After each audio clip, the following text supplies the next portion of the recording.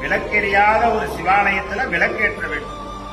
நாம விளக்கேற்றணும் அப்படின்னு வந்துட்டோம்னா சுவாமி சன்னதியில கொண்டுட்டு வந்து அந்த எரிந்து கொண்டு இருக்கக்கூடிய விளக்குக்கு அர்ச்சகரனுடைய உதவியோடு அந்த தீபத்துல எண்ணெய் ஊத்துங்க அப்படின்னு அந்த நம்ம எண்ணெய் அந்த சுவாமிக்கு பக்கத்துல எரியிற சன்னதிக்கு அந்த விளக்குக்கு போயிடுச்சுன்னா அதுதான் 100% சரியான தீபம் ஏற்றுதல் பலன். இல்ல சாமி, நெய் தீபம் எண்ணெயவே ஏற்ற சொன்னாங்க. சரி, அந்த கோவில்ல அதற்கென்று ஒரு இடம் இருக்கும், அந்த இடத்துல போய் தீபம் ஏற்றும். அந்த மாதிரி எல்லாம் காட்டக்கூடாது. அந்த தீபம் ஏற்றணும்னா அந்த இடத்துக்கு உண்டான இடத்துல போய் தீபம் ஏற்றிடணும். ஒண்ணு. அடுத்தது, எலுமிச்சம்பழத்தை அறுத்து அப்படியே அந்த அம்மன் சன்னதி முன்னாடியே புரிஞ்சு விட்டு அதுல ஒரு 5-6 பேராவது வலிக்கு விடணும். அது ஒரு பரிகாரம்.